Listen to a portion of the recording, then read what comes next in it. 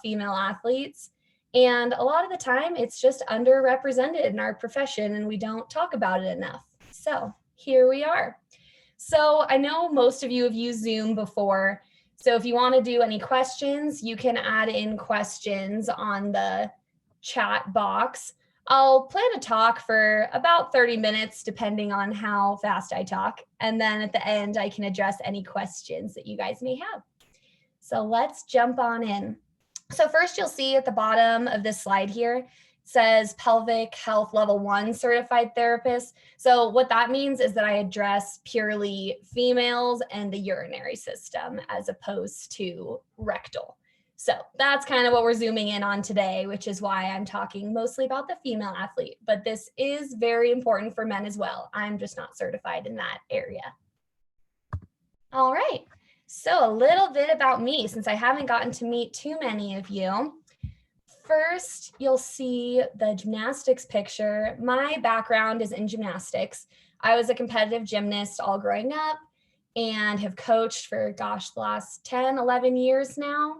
Now I'm coaching at 5280 Gymnastics down the street from Alpine, so you may have heard of them. But yeah, so that's kind of what brought me into physical therapy to begin with. Since I was a gymnast, I had all of my injuries and was passionate about treating other gymnasts and female athletes as a whole.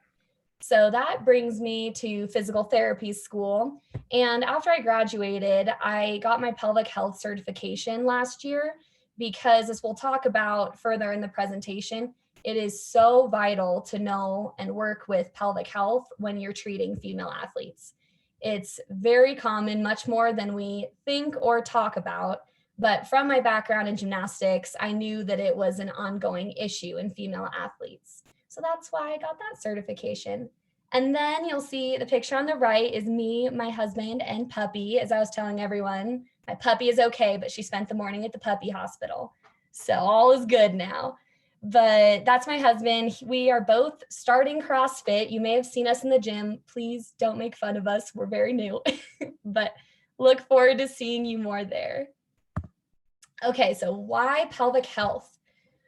Like I already said, super important, but I'm really passionate in particular because most people don't like to address this in physical therapy. You know the pelvis is there, we know it's connected to everything, but we just kind of leave it be and address the other muscles. So today we're focusing solely on pelvic health. So I wanted to give you a little bit of research on why this is so prevalent or how it's so prevalent, because I know from experience it is in gymnastics, but now we have some studies to show it. So first, a couple of the things we'll talk about today regarding pelvic health are pelvic pain and urinary incontinence. So first, addressing pelvic pain, there was a study in New Zealand where all the studies come from, and it showed 429 women between ages 21 to 38, so some of that younger adult age range. And of all those women, greater than 50% experienced pelvic pain in the last 12 months. So pretty prevalent. But then as we look at the urinary incontinence study, there's also a huge prevalence of that in women, again, kind of that younger to middle-aged woman. It shows an age or a range of 26 to 45%, depends on the study, of course. But this study I wanted to show you because it talks about exercise and incontinence, and it is more prevalent generally in women who exercise. So because of those extra forces and things we'll get into. But this study showed that out of 290 women who exercise regularly, 47% either currently have or have had incontinence. I think it was in the past year or in that age range. And 20% of the people stopped exercise due to incontinence for at least 1 or 2 sessions. And then another 18% had to modify exercise, and a huge amount had to wear a pad. So what that last line tells me is this is really important, because as you guys know, we really want people to be able to exercise and be physically fit. So if this is something that could be hindering us from exercising, then we need to address that. So getting more into kind of our CrossFit realm, talking about female athletes. This first study is super great because it talked about women that have never given birth, the nulliparous athletes, and that's looking at the college age range. And of that study, of the 144 women, 28% reported urine loss during sports. Now, when they looked at the breakdown of each sport, 67% of the gymnasts said that they had experienced urine loss. 66% of basketball players have also experienced that in the study, and 50% of tennis players. Now, from the gymnastics side, I fully understand that. We are used to that in tumbling. It's kind of a normal thing that we're used to. So when we look at grouping together the different sports, that tells you some of the similarities are jumping, running, your overall high impact exercise, which I would definitely consider CrossFit as that as well. And another interesting thing in this study is it talks about younger women. So of those college women, a lot of them had noticed it earlier in high school or even junior high.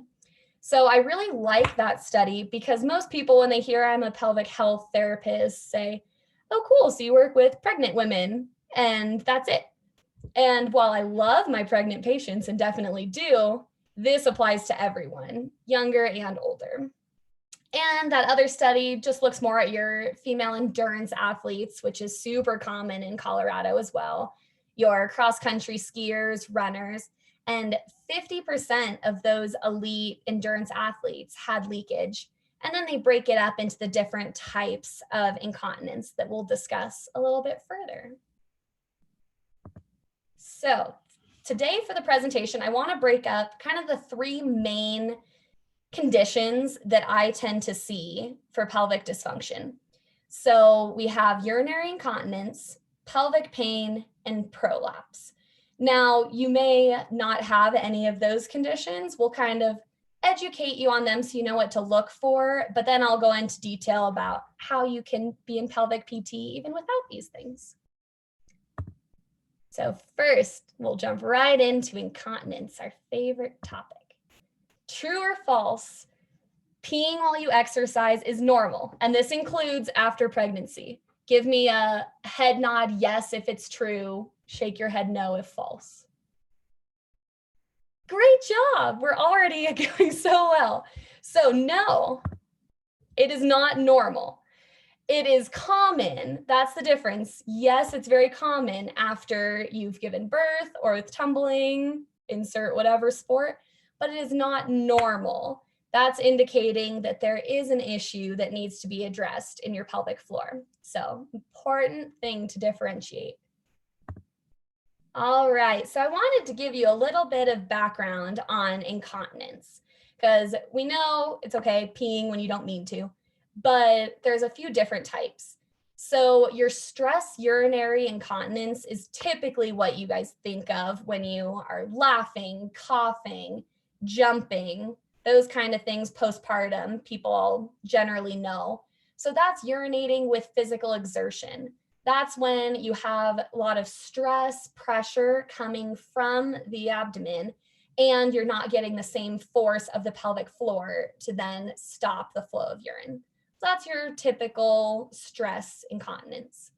Then you have urge urinary incontinence. This one's a little bit different. So that's more when you are just sitting there, you feel no urge to go to the restroom, and then all of a sudden, boom, you've got to run to the restroom. So that's something, don't think of it as when you've like been kind of holding it, now you need to go. It's more out of the blue, you really have to go. Usually it's because of something like either the muscles are not firing, or it can be an issue with your nerves not getting that correct signal of when you should be using the restroom. And then last but not least, there's mixed. That's just a combination of the both. That can also be really common for people to have different causes of their incontinence. And I hope you liked that comic strip there on the side. So what can you do to stop the incontinence? pretty much like we can with everything else, treat it like a normal muscle. So we'll go into some detail about the muscles, but what you need to know is that your pelvic floor is comprised of a bunch of muscles just like anything else. So just like we do with all forms of PT, we can strengthen, we can lengthen, we can do all of those things to work on stability. So that's what we do with the pelvic floor as well. Okay, I don't want to get too in the weeds with the anatomy here, but I wanted to show you some visuals so you get an idea of what we're talking about with the pelvic floor. Because a lot of times we just don't even think about it. So it's broken up into layers. You have layer one is the layer that's closest to the outside of the body. So that's your typical muscles. A lot of times you think about stopping the flow of urine, using the restroom, all of those things. That's more of your layer one, just real classic pelvic floor muscles. So that's when you're looking more inside the cavity. But then you have other layers too. As you get a little bit further deeper in, you have this urogenital diaphragm. So with that, in kind of that triangle there, you're starting to, again, each one has their own specific muscle, but you're starting to work as a group of a stabilizing group with the pelvic floor. And even more so with that layer three, the pelvic diaphragm. So we can get into the weeds about each particular muscle, what functions they have, but as a group function, things that they're doing are holding all of your pelvic organs inside your body. So really important for stability, working with your deep core muscles, hip muscles, all of that.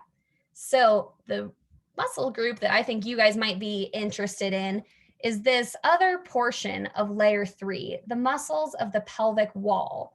So kind of when we're looking deeper as it connects to the pelvis, these muscles, the piriformis, obturator internus, and adductors, we think of as more as our hip and leg muscles.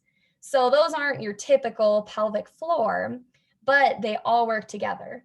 So your piriformis is a muscle that's more in your glutes actually, but what it does is it lays over your sciatic nerve. So you hear this muscle a lot for people that have sciatica symptoms.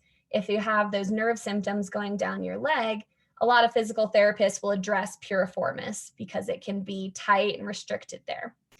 Also, obturator internus helps to rotate your leg, your hip, and then the adductors are those inner thigh muscles. So it pulls your legs back together, and that one's really important because especially in my background with gymnasts, that muscle gets really tight as you pull your legs back together. And when you're talking CrossFit or runners, any other sport, you use those hip muscles a lot. So really important that we think of those ones as pelvic floor muscles in addition to our typical muscles that lay inside the pelvic cavity there. All right, so that's kind of the background on incontinence. Now with incontinence, it's pretty clear you are peeing or not. With pelvic pain, it's kind of tricky because some pelvic pain can be from the pelvis or from other areas. So we'll address that a little bit more. Common things to think about with pelvic pain. First, we always have to address the important red flag conditions. These are the reasons that you go see your primary care physician, PT, all of those things when you're having pelvic pain, because there's always a risk for things like endometriosis, malignancies, your ovarian cancer, inflammatory diseases. Now, these aren't the only things that cause pelvic pain, but if you're having severe pelvic pain, really important that you're getting those things addressed sooner than later. So that's a nice thing of going to PT too, is we can kind of see if it follows those patterns or if we're looking at more of our normal PT conditions. So now looking at our classic physical therapy, things that we address that also affect the pelvis. Muscle tightness. So thinking of first going from the pelvic floor out. The pelvic floor and all of those muscles, you can have tightness or restriction. Some of those trigger points that you talk about when you go get a massage, that can happen in those pelvic muscles as well. So when you have those trigger points or tightness in your muscles, that can refer pain to genitals or other areas outside of the hips or outside of the pelvis as well, like the hips, the low back, your sacrum, or your tailbone that you think of. So it can be causing outside of the pelvis pain because of that deep pelvic floor tightness. In addition, it can go the other way. So if you're having low back pain or leg pain, hip tightness, muscles, all of that, that can also then refer pain back to the pelvic floor. So you may be concerned that you have a serious red flag condition because you're having pelvis pain, but it might actually be coming from different muscles outside of the pelvic region. So that's important to address as well. Another thing is looking at muscle weakness or lack of coordination. That's really important when we're talking PT. You can be super strong in your muscles, but not have the proper activation or coordination, so that you may have great muscles, but then you go jump and your pelvic floor doesn't switch on right when you need it to help stop the flow of urine. So we look at that as well. And then your SI joint dysfunction. So that's talking about your sacroiliac joint and a lot of things that can be happening in the SI joint, whether it's just not properly aligned. A lot of times you hear that with different chiropractors will address SI joint alignment, but also talking to the point below it, you have nerves coming out of that sacrum, just like you do in your low back. So if you're having issues in the low back or in the sacrum, those nerves are the ones that go affect the pelvic floor muscles. So with nerve entrapment, you can have it either with inside the pelvic cavity, where if the muscle's tight, kind of like that piriformis we talked about, that can then be causing pain if it's more of a sensory nerve, or if you're talking motor nerves, that can be blocking some of the cues you need for the muscles to fire. And then, just like we said with the lumbar spine, it also could be coming from somewhere outside of the pelvis. So that's why it's good to work with a PT that can look kind of up above the pelvis, below, and you as a whole person, what might be causing your issues. So prolapse, I'm not sure how many people have background in prolapse, but I do want to address this because we have, as I've seen, a lot of currently pregnant or postpartum patients, and this can be a big issue. So prolapse is when you have descent of one or more of the pelvic organs, and it can really go down either into vaginal canal or outside of the body. But with this prolapse, it can happen from all different areas, as you see in this diagram here. So you can have the bladder kind of falling down, or you can have the uterus and all of those different. I don't address the rectal prolapse as much, like I said, but that's another thing that can happen. So when we're looking at prolapse, big symptoms, telltale signs for me are there being bulging. So you can say, even just visually, there's a bulge in that area.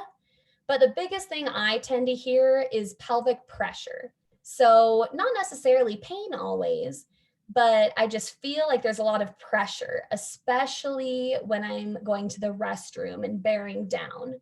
That increased pressure in your abdomen causes more pelvic pressure as well.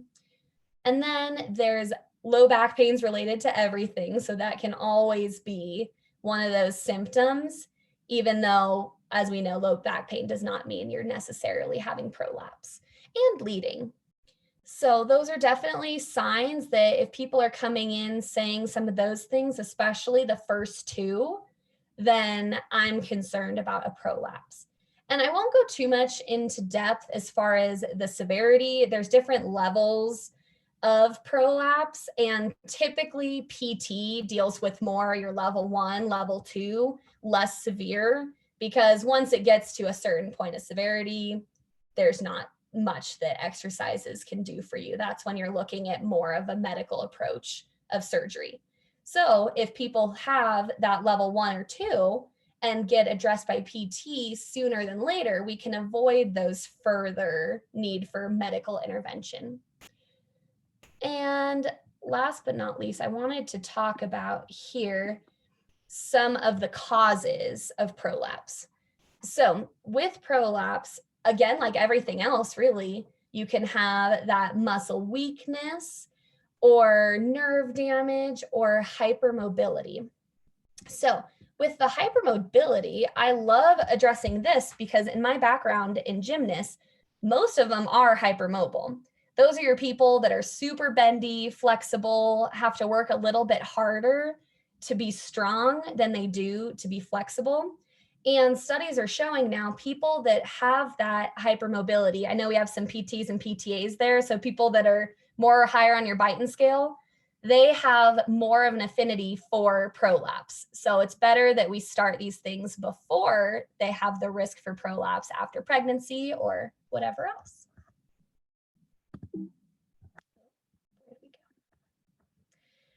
So then you ask yourself, why should I go to PT if I have any of these issues? Can I just do more Kegels? Not necessarily. So yes, Kegels are great, and we use them a lot in pelvic health physical therapy. But as we'll talk about here, a lot of people that are doing Kegels might not actually be needing to do it. So putting it into your perspective from other PT management, say someone is coming to you because they have a really, really tight hamstring, and you tell them, great, go do more hamstring curls, do more of that, just strengthen more and more and more. Their problem's going to get worse, not better, because you're not addressing that mobility issue. So it's the exact same thing with pelvic floor. Some people think, oh, I just need to do Kegels, but they might actually have tightness of the pelvic floor. And so by continually doing that same contraction again and again, it's making your problem even worse, causing more pain or whatever the issue is. So one thing to look at in this study that I addressed first, people a lot of time think they're doing it right, but aren't. So you may need to be doing these Kegel exercises, but you actually are making it worse by kind of bearing down, squeezing, instead of doing the proper technique to try and bring up and in. So my number one cues for contracting the pelvic floor muscle, you want to close the holes, pull up and in. So it's that idea of when you stop the flow of urine, closing the holes, and then pulling up and in. That helps you to get more of a contraction instead of bearing down, pushing more pressure into the pelvic floor. So as you can see from that study, 30% of people that came into pelvic PT actually were not doing the contraction correctly and needed further PT to get the proper contraction.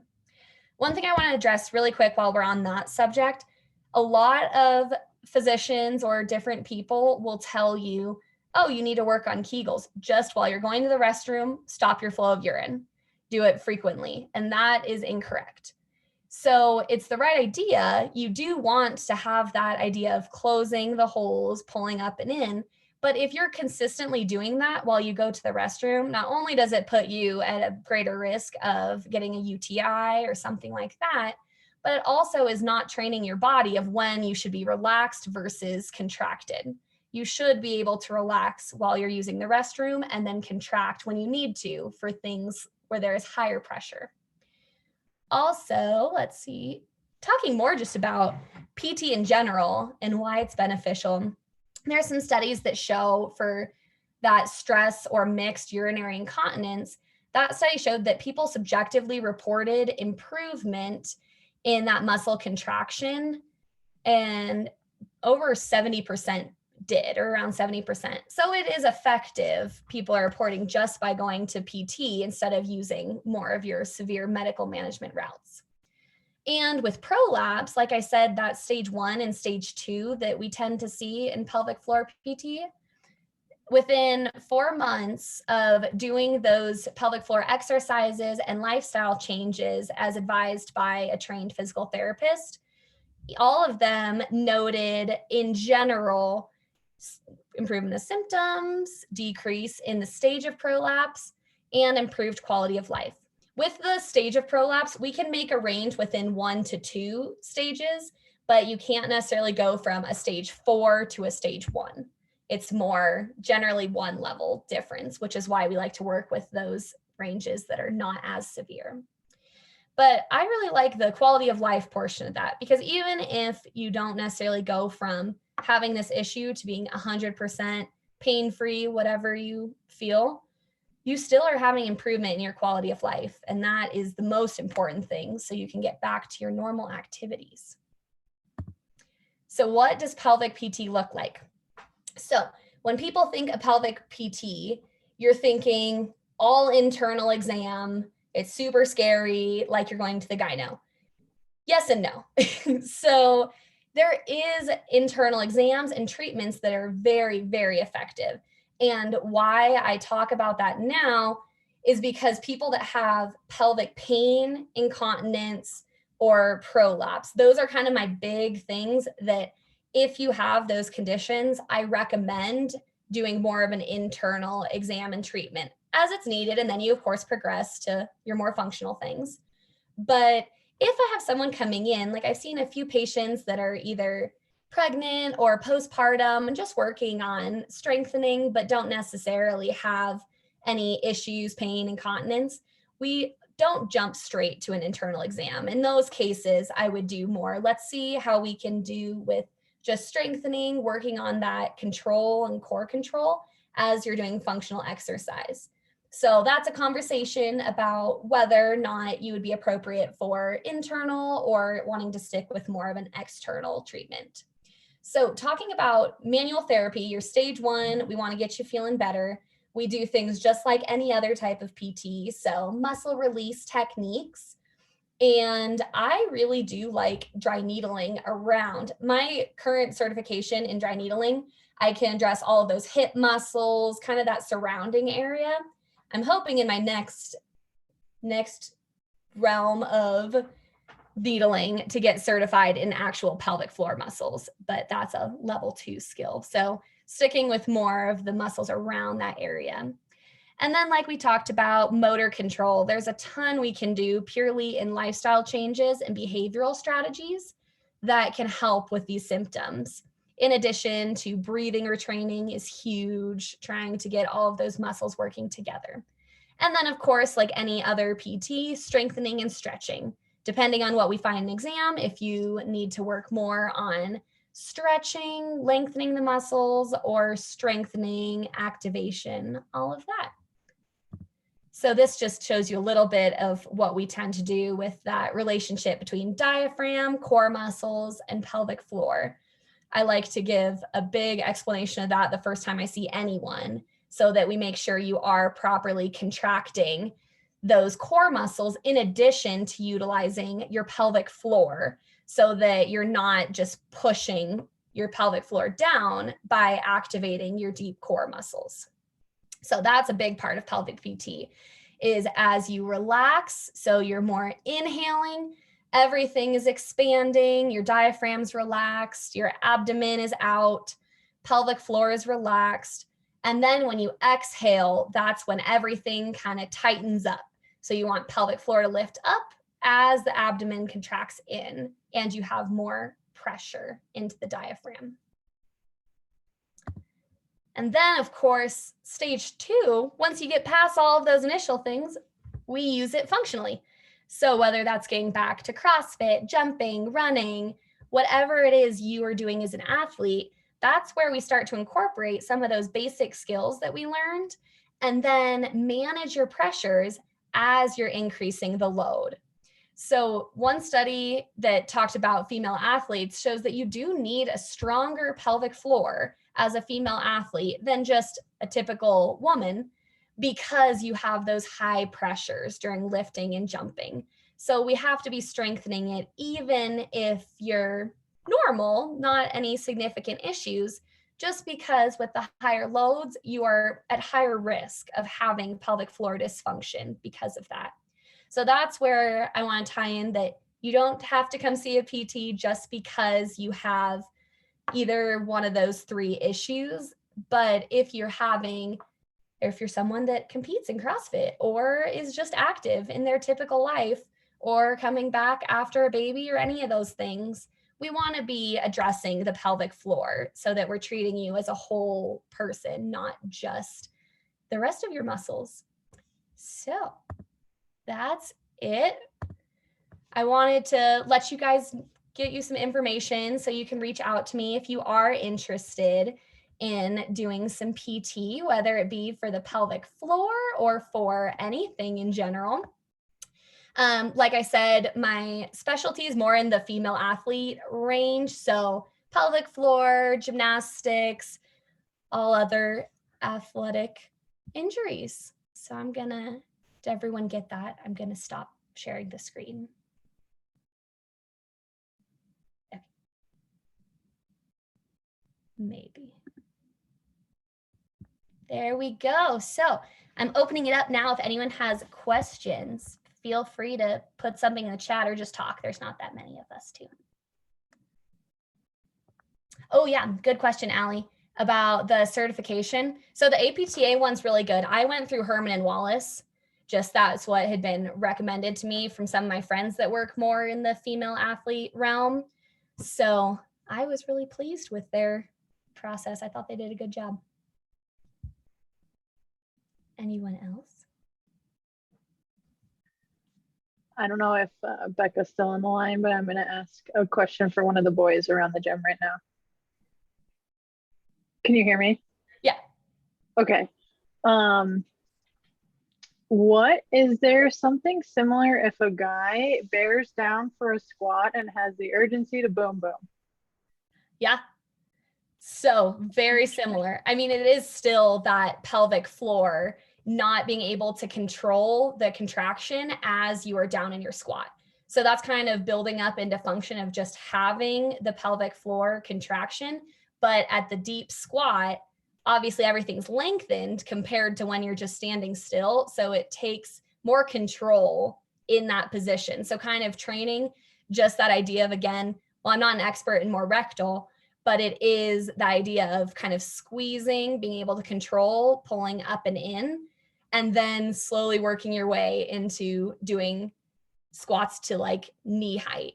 And then after you've done that, kind of going down lower and then adding progressive resistance instead of just jumping into deep, deep squat with a lot of weight.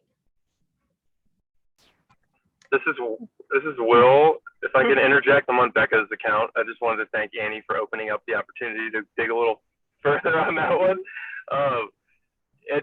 Same thing with deadlifting. It doesn't seem to be, maybe it's not like as much of a positional thing like the squat, but I don't know if it's because I'm bracing so hard in the deadlift that it makes it happen so much, or I'm just trying to figure out any solution that could help me out with that. Yeah.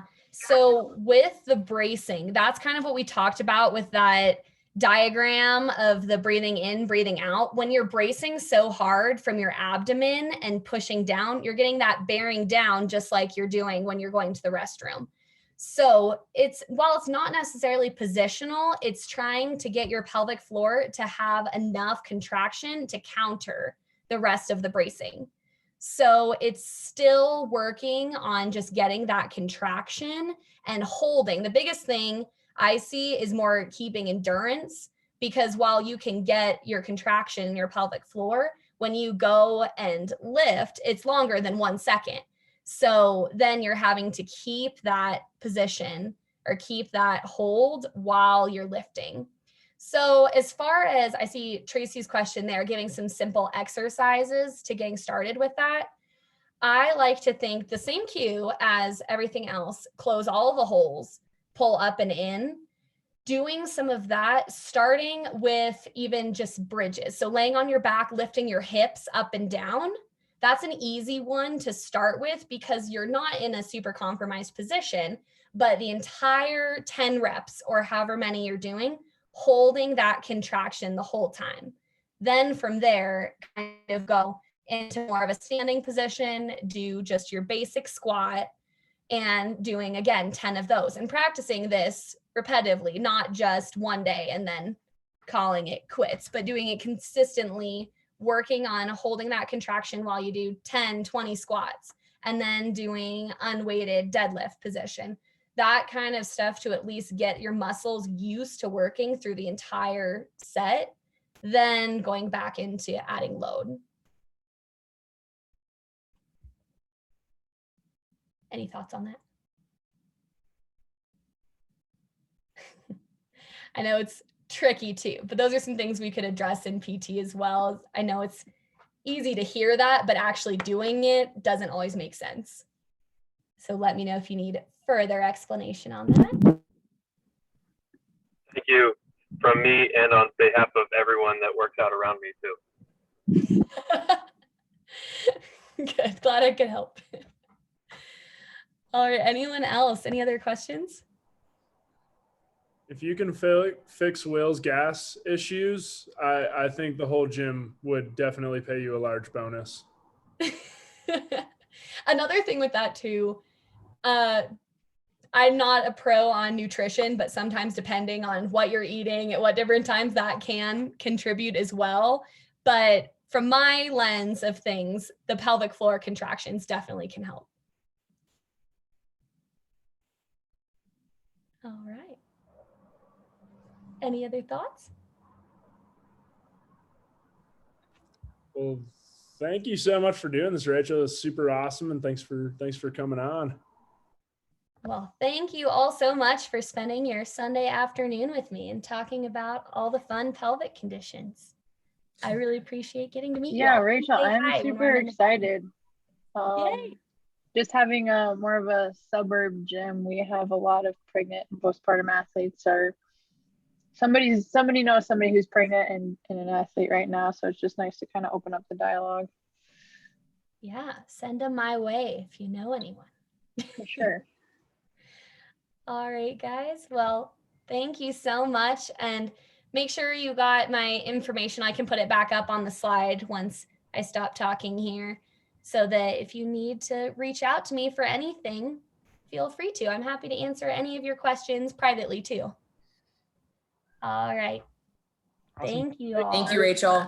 Thank you. Great I'm just going to put this up in case you want it. All right. Bye, everyone. Have a good rest of your Sunday. You too. Bye.